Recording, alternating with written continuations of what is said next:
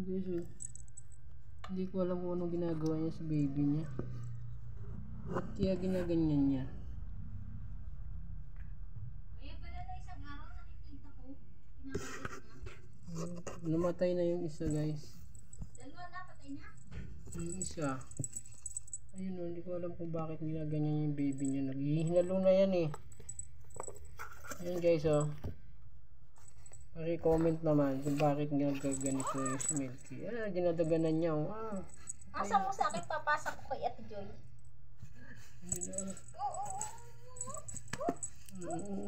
Tingnan mo naman ginagawa niya, guys, oh. Baka nagtataranta siya kasi mamamatay na.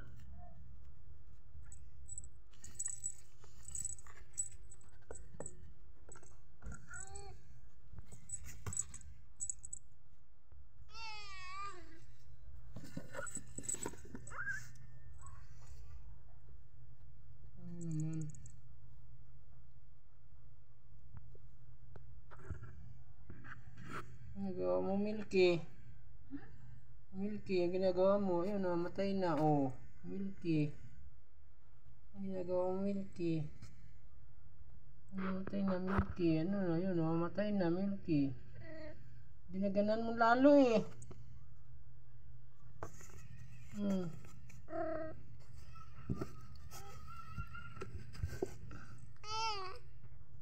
Ano? Sa baby mo. Ayun, oh. Kawawa, oh, guys, oh. Oo. Hindi ko lang bakit ginagawa ni Milky yun eh. Iyawan niya na naman. Milky, yung baby mo. Ayun, puntahan mo doon, baby, oh. Puntahan mo yung baby. Ayun, oh. Yung baby, oh. Ayun, oh. Ay, ano mo ginawa niya, oh. Siya mapakali, oh. Namatay na yung baby mo, hindi ko naman alam. Ang mabubuhay, eh. Nainom ko na ng gatas, wala din.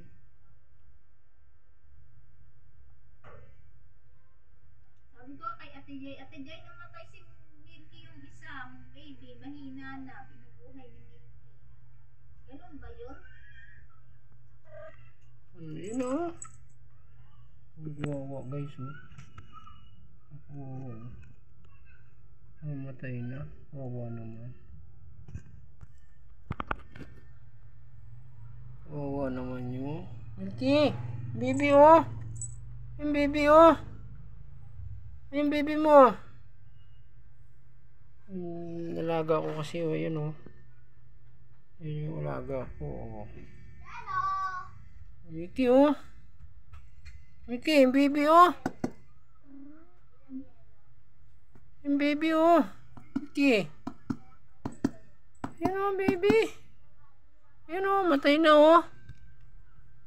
Uy! Yun, hanggang dyan na lang, guys. Comment naman kung bakit nagkaganito ang nanay. Nakagat, nilalaro-laro, dinadaganan, oh, matay na yata, eh. Kaya wala tayong magagawa, guys. Yung isa niya kapatid namatay na. Nilibing ko na. Wala tayong magagawa. Kaya hanggang dyan na lang ang buhay. Okay.